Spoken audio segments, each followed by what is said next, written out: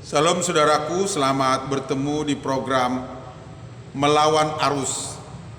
Saudara, melalui merenungkan kebenaran firman Tuhan di program ini, baiklah kita mengecek diri kita, apakah kita sedang terbawa arus dunia ini atau melawan arus.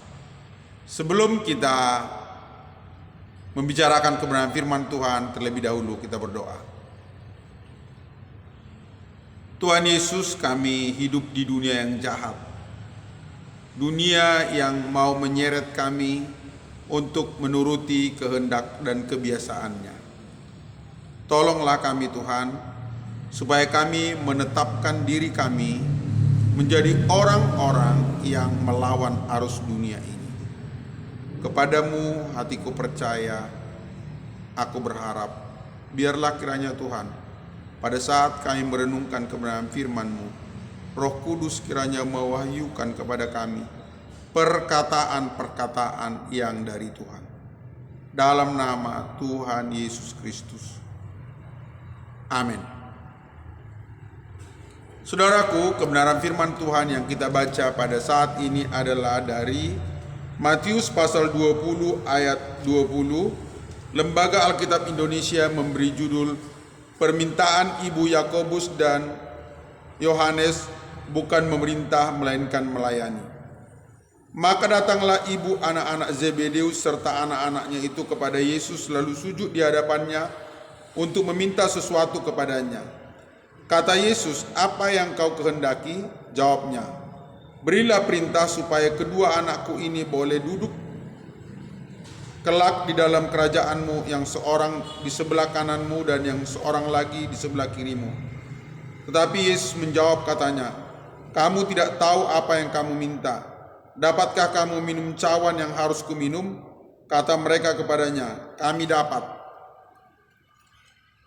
Yesus berkata kepada mereka, "Cawanku memang akan kamu minum, tetapi hal duduk di sebelah kananku atau di sebelah kiriku, aku tidak berhak memberikannya. Itu akan diberikan kepada orang-orang bagi siapa Bapa telah menyediakannya." Mendengar itu marahlah ke-10 murid yang lain kepada kedua saudara itu. Tetapi Yesus memanggil mereka lalu berkata, "Kamu tahu bahwa pemerintah bangsa-bangsa memerintah rakyatnya dengan tangan besi, dan pembesar-pembesar menjalankan kuasanya dengan keras atas mereka. Tidaklah demikian di antara kamu. Barang siapa ingin menjadi besar di antara kamu, hendaklah ia menjadi pelayanmu, dan barang siapa ingin menjadi terkemuka di antara kamu, hendaklah ia menjadi hambamu. Sama seperti Anak Manusia datang bukan untuk dilayani, melainkan untuk melayani dan untuk memberikan nyawanya menjadi tebusan bagi banyak orang." Saudara, sejak kejatuhan manusia ke dalam dosa, manusia itu cenderung memikirkan diri sendiri. Bagaimana supaya saya nyaman, bagaimana supaya hidup saya enak, bagaimana supaya saya tenang, bagaimana supaya saya berkuasa, bagaimana supaya saya beruntung. Kalaupun ada orang lain yang dirugikan, disingkirkan demi untuk mencapai tujuan itu, hal itu bukan suatu masalah. Saudara, di sini ibu daripada Yakobus dan Yohanes datang kepada Tuhan Yesus bersama kedua anaknya, memohon agar kiranya mereka diperkenankan untuk mendapat posisi di sebelah kanan dan di sebelah kiri Tuhan Yesus di dalam kerajaannya. Mereka tidak memikirkan bahwa ada murid-murid yang lain yang mungkin juga menginginkan posisi yang demikian. Sama seperti kita, saudara, kedua murid ini juga dan orang tua mereka ingin bagaimana supaya derajat mereka ada di tempat yang tertinggi.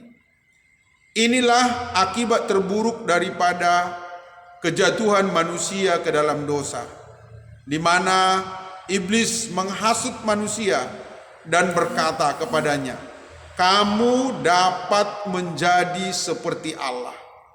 Manusia ingin berkuasa, ya. Iblis menghasut manusia untuk menyingkirkan Allah dari tahta di dalam hatinya yang berkuasa atas hidupnya dan menempatkan dirinya sendiri menjadi tuan, kepentingannya yang menjadi tuan, keinginannya yang menjadi tuan. Sungguh berbeda, saudaraku. Di sana dikatakan bahwa Anak Manusia datang untuk memberikan nyawanya.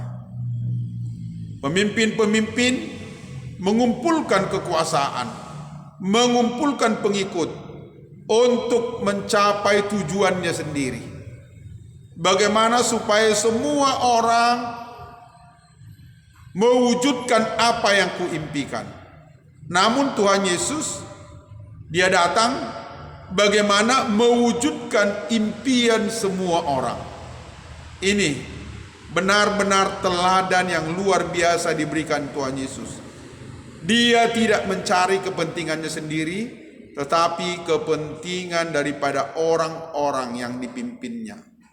Saudaraku, saya merenungkan bahwa godaan arus dunia pada masa ini adalah egois.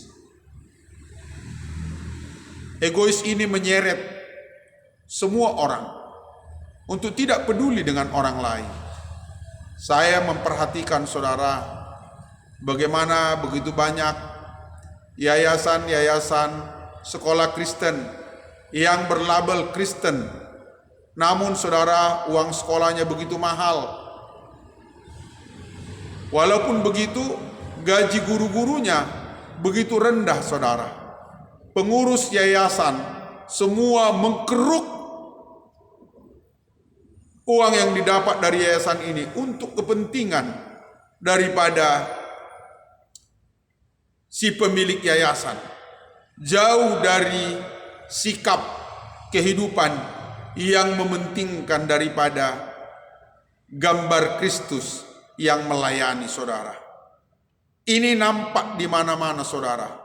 Pengusaha-pengusaha Kristen, bahkan tidak terkecuali, saudara, saya sebagai gembala jemaat juga harus berpikir, apakah saya ini adalah manusia egois?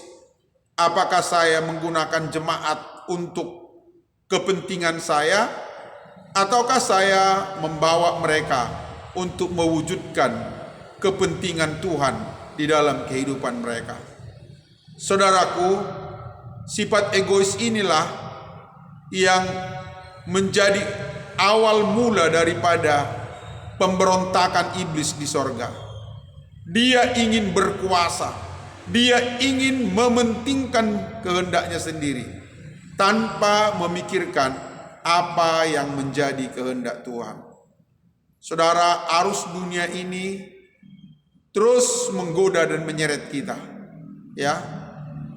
Di saat di tengah kondisi kekacauan perekonomian di tengah bangsa kita, ya, hari-hari ini kita lihat ada orang-orang yang egois yang mengambil untung besar, ya, dari pandemi ini, sementara begitu banyak orang yang dirugikan, saudara. Saudaraku, saat kita mempelajari kebenaran firman Tuhan dari Matius pasal 25, saudaraku, ada orang yang egois, yaitu seorang hamba yang menerima 1 talenta. Hamba ini hanya memikirkan kepentingannya sendiri. Dia menyembunyikan talenta itu, dia tidak mau bekerja keras. Saudara, bagaimana dengan kita? Di sekeliling kita banyak orang yang terhilang. Banyak orang-orang yang akan binasa ke dalam kehidupan yang kekal, ke dalam hukuman yang kekal. Bagaimana kita bertindak untuk menghentikan ini? Seringkali kita tidak ambil pusing dan berkata, peduli apa dengan mereka? Memang, saudara, hal paling melelahkan dalam kehidupan adalah saat kita memberi diri untuk mengurus kepentingan orang lain. Hal paling diharapkan oleh manusia adalah ketika dia hanya sibuk untuk mengurus kepentingan dan kesenangan dirinya sendiri. Saudara, saya menyampaikan sebuah ilustrasi kepada kita tentang ada 3 orang yang pergi ke kutub utara, saudara. 3 orang ini berjalan pergi, dan dalam perjalanan pulang, saudara, seorang yang saya beri inisial C melihat bahwa si B akan mati kedinginan. Lalu si C berkata kepada temannya si A, "Marilah kita cepat-cepat pergi dan kita tinggalkan saja dia. Karena kalau kita membawanya, maka kita akan mati beku." Namun si A memiliki hati yang berbelas kasihan. Dia memikul si B, walaupun dengan susah payah, saudara. Dan akhirnya di perjalanan si A dan si B melihat kalau si C telah terbujur mati kedinginan, sedangkan si A dan si B selamat, saudara. Kenapa si A dan si B bisa selamat? Karena si A memikul si B, dan karena dia memikul, tubuhnya menjadi panas, dan itulah yang membuat mereka berdua selamat, saudara. Dari ilustrasi ini, saudara, dapatlah kita ambil suatu kesimpulan. Kalau kita egois dan hanya memikirkan kepentingan sendiri, maka kita akan binasa. Bapak dan Ibu dan saudara-saudaraku, di tengah rumah tangga, marilah kita, bapak-bapak tidak egois, ibu-ibu tidak egois. Mari pikirkan pasangan kita. Mari kita pikirkan tetangga kita. Mari kita pikirkan anggota jemaat kita. Mari kita pikirkan karyawan kita. Saudara, godaan selalu ada, dan kita merasa lelah ketika kita harus memikirkan kepentingan orang lain. Rasanya pikiran kita kacau ketika kita memikirkan kepentingan orang lain. Rasanya ingin lepas, membuang, bahkan menyingkirkan kepentingan orang lain supaya kepentingan kita terwujud, saudara. Namun ini akan membawa kita kepada kematian yang kekal di neraka. Hal terbaik, saudara, yang dapat kita lakukan dalam hidup ini adalah lakukan kebaikan bagi orang lain. Saat kita berbuat kebaikan kepada orang lain, saudara, maka kebaikan akan datang kepada kita. Semua orang akan berbuat baik kepada orang yang berbuat baik. Orang akan berbuat jahat kepada orang yang berbuat jahat.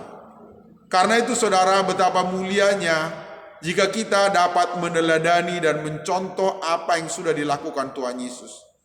Tuhan Yesus itu memberikan dirinya mati di kayu salib untuk tebusan bagi kita orang berdosa. Dia tidak memikirkan kepentingannya sendiri. Inilah bukti nyata dari seorang yang sudah diselamatkan dalam anugerah Kristus Tuhan Yesus. Dia membuang jauh keegoisan. Dia tidak memikirkan kenyamanan hidupnya, tidak memikirkan keuntungannya sendiri, tetapi apa yang menguntungkan bagi orang lain. Inilah yang dilakukan Tuhan Yesus. Sekiranya Tuhan Yesus hanya memikirkan kepentingannya sendiri, maka tentulah di Taman Getsemane ketika dia bergumul dalam doa, dia tidak akan mau mati di salib, dia akan melarikan diri, saudara. Namun Tuhan Yesus mau menyerahkan diri. Dia mau mati di kayu salib supaya kita diselamatkan. Dan itulah sebabnya Allah sangat meninggikan dia dan mengaruniakan nama di atas segala nama, supaya dalam nama Yesus bertekuk lutut semua yang ada di langit, di bumi dan di bawah bumi. Demikianlah yang dituliskan dalam Filipi pasal 2 ayat 8 sampai 11. Saudara, inilah rahasia kehidupan seorang Kristen yang sudah bertemu dengan Yesus. Dia tidak lagi memikirkan kepentingannya sendiri, tetapi yang dipikirkannya adalah kepentingan Tuhan dan kepentingan orang lain. Saya percaya saudara, saat saya dan kita semua memikirkan kepentingan Tuhan dan kepentingan orang lain, maka Tuhan akan memikirkan apa yang perlu bagi kita. Karena itu saudara, kata dorongan saya, mari kita lawan sifat egois, sifat mementingkan diri sendiri dari dalam diri kita. Mari kita memikirkan kepentingan Tuhan dan kepentingan orang lain. Tuhan Yesus memberkati. Salam.